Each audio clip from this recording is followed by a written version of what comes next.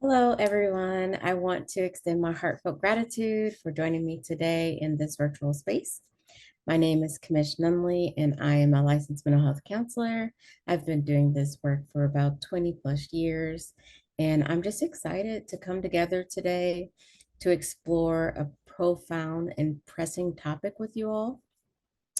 With that being said, given the time that we have, it will be more like an overview of this topic instead of how to's and things like that. I really want to create space for awareness and understanding because many times change happens in our ability to be more aware.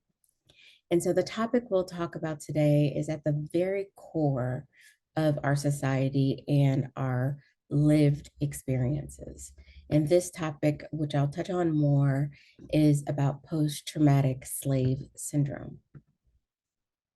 We'll also explore some paths to healing, how to be empowered, and also transforming our mindset to match that of healing spaces.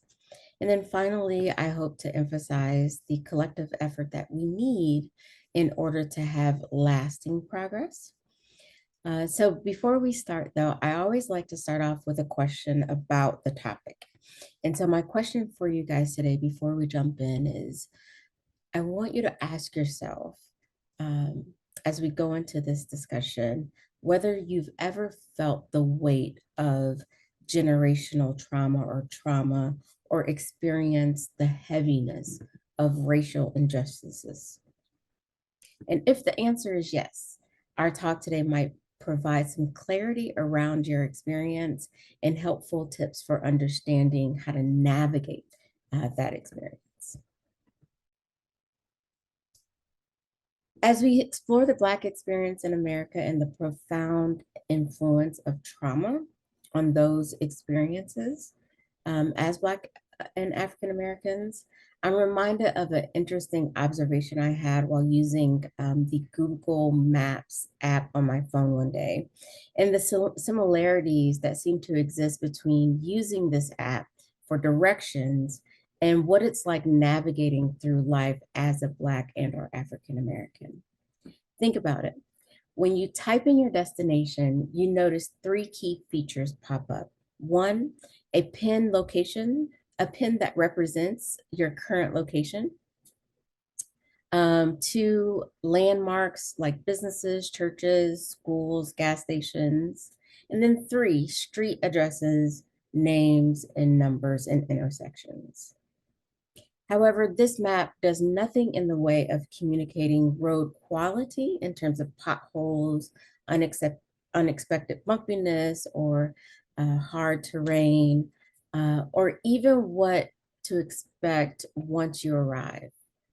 This, in fact, requires the actual lived experience of traveling to the destination itself. And so, in some ways, this comparison, this analogy highlights the parallels that exist between the Black community's experience in America and the aspects of our experiences that often go beyond common knowledge or what we can see, requiring a deeper examination and lived experience of our historical and subsequent present day struggles. But we'll come back to this comparison in just a moment. So before we go deeper into this GPS comparison, I want to focus on the main topic of our discussion today, and that will kind of drive us into illuminating the other paths of our discussion, which is addressing trauma, specifically the often overlooked psychological phenomenon referred to as post-traumatic slave syndrome that I mentioned earlier. And this was developed by Dr. Joy DeGruy, based on 6 years of research she conducted examining violence in the Black community. And post-traumatic slave syndrome, or PTSS, in my opinion, is just a fancy way of saying it's deeper than that. In fact, if I would want you to leave with anything today, is just the deep, profound insight that our experience is deeper than that.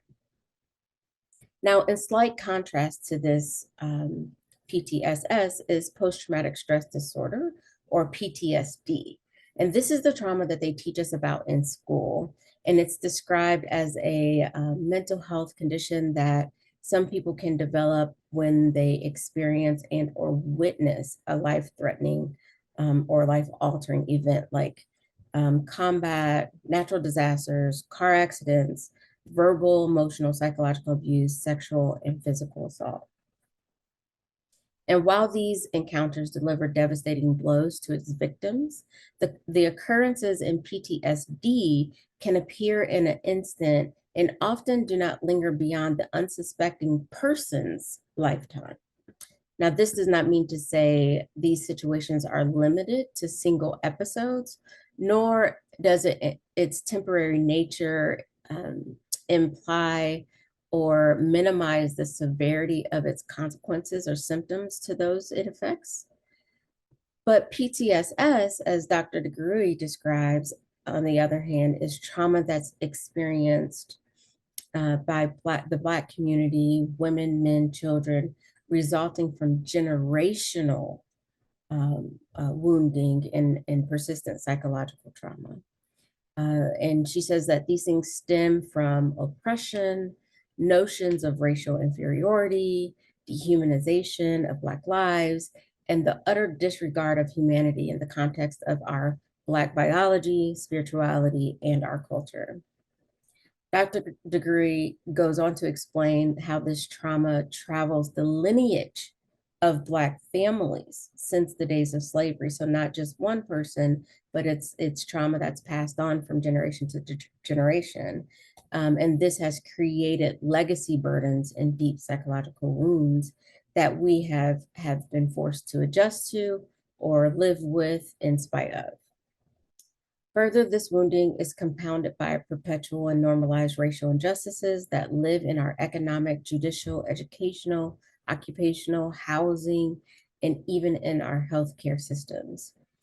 And so efforts to break free from this generational trauma often seem insurmountable or impossible. And our efforts are oftentimes frequently met with common but baseless arguments that blame the Black community for our current day reality or our current predicaments. These arguments go to the tune of things like change is possible if they would just. And we've all heard that, right? And for me, it's time to move beyond these, what I call oversimplified scapegoating narratives, because that too can have detrimental effects on our psyche as African American individuals.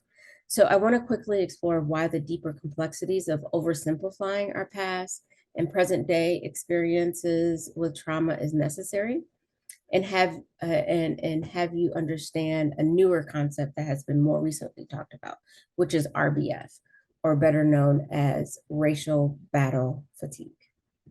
Have you ever heard of this? When we talk about racial battle fatigue created by Dr. William Smith, we're referring to a concept that carries immense weight and significance, as it's described as the heavy emotional and psychological burden that individuals from marginalized racial and ethnic groups endure from a day-to-day basis because of the systemic and interpersonal racism they face. And so in simple terms, this means that the constant exposure to racism, fictive kinship, microaggressions, and racial injustices gradually, but most of the time, take a toll on individuals' mental and emotional well-being. And so it's important for us to understand this term and understand the term and become more intimate with the term, and because it gives us insight and provides language for why, at the end of the day, some of us are just coming home from work or wherever we've been, just drained, exhausted, beyond the norm, because we're constantly exposed to witnessing and experiencing racial discrimination or microaggressions. Trauma in this respect is one of the largest highways in our country that has yet to create significant repairs in the lane of healing and holding space for our ability to grow and heal. However, I will say that more and more people are becoming aware of the potholes that exist along the way in this journey.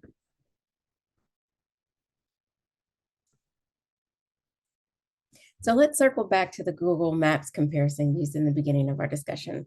So recall there what is consistently present in our map. We have the pin current location, we have the important landmarks that come up, and we also have the specific street names and numbers.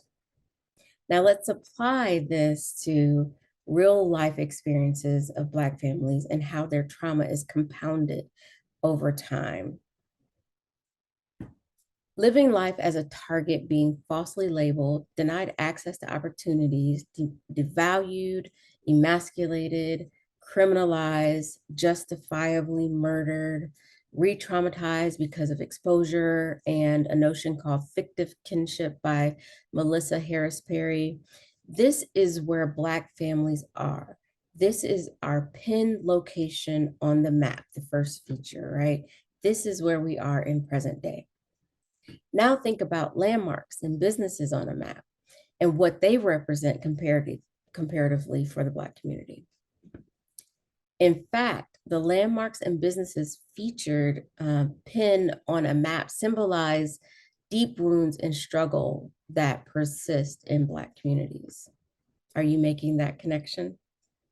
So for example, on a map, landmarks and businesses are used to illustrate prominent features along a certain route, things that stick out for drivers to take notice, that indicate or confirm their proximity or distance from the desired location. So ask yourself, what are the landmarks and businesses for Black people? What sticks out for us? And I can tell you, 9 times out of 10, American slavery, which began in 1619 and lasted well over 246-year period, and gave rise to the kidnapping, exploitation, rape, sodomization, lynching, dehumanization, and outright devastation of Black and African American people. Even now, Black people are witnessing the countless cowardice murders across the country on our cell phone and TV screens as Black people are being gunned down in the streets by quote unquote innocent civilians, yet very privileged civilians. And even now, Black people are being forced to bear witness to the dissonance of a police officer who promises to protect and serve, yet refuses to take his knee off the necks of our Black community as we scream out, "Help, I can't breathe." In the most authentic sense, we can better grasp the depth of our experiences and how it goes beyond surface level observations. This trauma, these landmarks, this pin location is truly deeper than that. And how this trauma becomes intertwined and compound within our community continues to perpetuate the depth of our experiences in it. So these are the landmarks, these are the buildings, these are the realities and the prominent features of our society that stick out to Black and African American people. Daily, this is what is seen, this is what is felt, heard, and this is what is lived. And yet, still some become visibly upset or irritated when we talk about the depth of racism and the wounds from slavery and how they affect us in today. These landmarks vividly highlight the space between life and death, represented by higher rates of medical and mental illnesses in the Black community. They also signify the boundary between peace and unrest, reflected in financial and workplace stressors or lack thereof. Additionally, they underscore the huge divide between justice and injustice, resulting in our community being steeped in feelings of guilt, shame, fear, and anxiety. Furthermore, these landmarks illuminate the contrast between freedom and oppression and the clash between stereotypes and individuality in our lives. The traumatic space where Black people are confined in America reflects decades of injustices. And like I said earlier, oppression, deliberate acts of emasculation, and a system that unjustly criminalizes without cause. The standout features in our daily reality, our landmarks, serve as a painful reminder that Black lives are systemically or systematically targeted in a society that often fails to uphold its own commitment to integrity, character, and truth. These are most definitely monumental psychological challenges for us, which then raises the fundamental question of that I often hear, how can we, both as Black individuals and collectively as a united community, navigate and create space for awareness of these obstacles, while also bearing witness to the traumatic landmarks that leave these incredible or indelible marks on our lives, our everyday experiences. And I always come back with, that's a very, very good question. And the answer is almost always an internal job.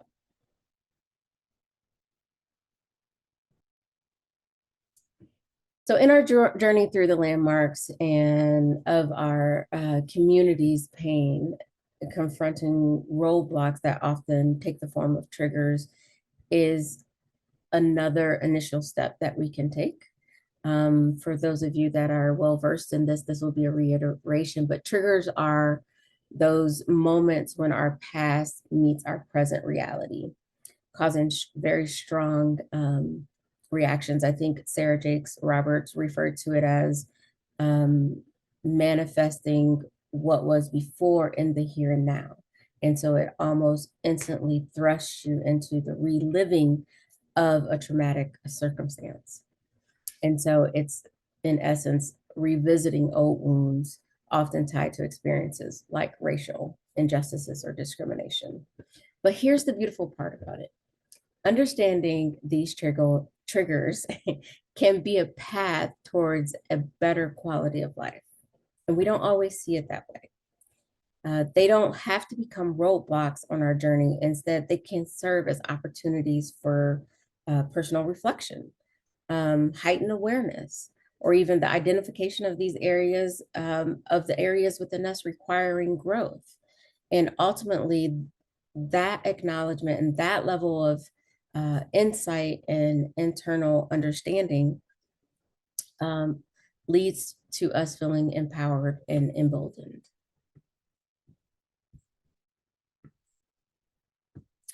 So as we continue our exploration, I want to shift our focus to the last part of our presentation today, our discussion, and focus on the journey of healing and empowerment. And I provided some stages here on your slide to understand what that could look like. Doesn't necessarily go in linear steps or anything, but it's a great format for beginning the process. And so just as we've explored the intricate landscape of triggers and their link to our community's trauma, understanding the journey towards healing is pivotal, as it represents the direction we aspire to follow and our ultimate desire destinations in eradicating the symptoms of PTSS or RBF, racial battle fatigue. Recall the third feature on the Google Maps app. We're going to go back to that. The third feature was specific addresses and street names. And this can be a chart for how we chart new destinations that are geared towards healing. This particular feature signifies the path towards healing that we can take, where the dismantling of dysfunctional thinking patterns or negative thinking patterns, belief systems, and behaviors can become our essential destination. Because it's so much deeper than that, the priority of the Black community healing is tantamount. Our Black community must cautiously access the roads leading to their destination prior to traveling and be keenly aware of the many road hazards, potholes, closed roads, um, those roads that are still under construction and dead ends prior to traveling. We must be keenly aware of what's involved in this healing journey and where we really need to start charting our destination. The Black community must set our destinations to healthy self-identifications defined by our own unique personas. Typing in street names that reflect a commitment to God or your higher power, family, and community. Destinations built on intersections of responsibility for self and forgiveness of others. Putting in addresses that house healthy yet hard conversations that lead to healthier relationships and reconciliations. I think I kind of said that backwards. And this can also be addresses of what's going to impact us internally, like clean eating and, yes, even exercise. We need to chart destinations that embrace professional and familial help, counseling, and therapy, destinations that ignite self-discovery, education, spiritual empowerment, destinations where sensitivity and vulnerability, as far as getting help, are not synonymous with weakened manhood, and destinations that break cycles and generational legacies of self-inflicted hurt and self-sabotaging belief systems that are rife with untruths and rituals held together by the ineffectual comments like, because we've always done it this way. It's time for us to kind of look inside of ourselves and acknowledge that we can be and we are better than that. And so I challenge you to look inside yourself and see you, see him, see her, and realize that we are much deeper and much better than that. Now, given the profound depth of PTSS and racial battle fatigue, the strategies for healing and breaking the cycle of generational dysfunction need to embody strength and resilience that surpasses the pain that we've experienced, as represented by the significance of Black people's pin locations in terms of where we are now and the landmarks that we're surrounded by. And if you want to understand how to get there, this chart is great for getting you started, but a therapist can help you get there. I won't say more quickly or expedite the process, but I will say the slower you go with your therapist, the faster you end up arriving at your destination because you're taking the time to process through what your experiences are. Though extremely challenging, we as a Black community are called to love even our oppressors. We are called to pray for those who spitefully use us and be peacemakers in the face of war, destruction, and deliberate spiritual contamination. For us all, there's a call to action, the one that I spoke of at the beginning of the presentation today. Our families, our churches, our schools, and our communities must be the oasis for inspired healing, hope, and peace, because we oftentimes heal in community, and it takes community to bring us together in order to create that healing cycle. We must all look for these types of street addresses, these types of street names. In effect, their strength in numbers, and with the help and support of our village, families, churches, schools, community partners, Black people can reach a new pinnacle where honor and respect are at the apex, and we don't treat anyone less than that. Because in my opinion, and I'm sure in those that are watching, Black people deserve the support. We deserve the encouragement. We deserve to feel vulnerable. We deserve the empathy. We deserve a real access to the pursuit of happiness.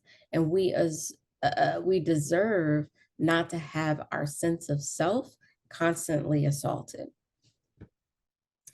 So trauma is what the Black community carries, whether it's identified, diagnosed, treated, ignored, and or overlooked. In other words, the trenches of our Black soul runs very deep. Yet and still, we are reminded to be transformed by the renewal of our minds, which in effect taps into our heart matters and allows our behaviors to shift as well. In this process of renewal, the Black community, their families, and their community, respectively, have it within ourselves to transform fear to faith, hate to love, timidity to courage, lack to abundance, unknowing to knowing, folly to wisdom, and impulsivity to analysis. Now I'll leave you with this because I tend to become a little poetic as I speak. And hopefully this overview has inspired or even kickstarted this process for you into understanding how trauma may interact with you from day to day. But when the status quo attempts to perpetuate a cycle of degradation by systematically promoting fear through falsehoods, and when they dismiss the deeply rooted legacy of suffering in the Black community, even to this day, and try to reduce these experiences to mere dots or blips on the mapped out timeline of American history, let it be known that our resilience and our strength run much deeper than that. And we know the truth, and we know that we have and will continue to prevail. And I just challenge you to see how much further you can take your growth and healing journey into the next sect of your life, using some of these tools to help you be able to overcome. If this brief review or overview of post-traumatic slave syndrome resonated with you, please feel free to reach out if you are in a space where you feel like there is a desire to continue to grow and heal towards health and healing. I encourage you to reach out to my company, which is healingyourhiddenhurts.com. Again, my name is Camishe Nunley, and I can leave my information with the organizers. But I'm hoping that this will help you to start really understanding how this is a very real and constant experience. Thank you for joining me today, and I hope this feedback has been good and inspiring. And my last remark is that we are in many ways wounded healers, whether we choose to see it or not.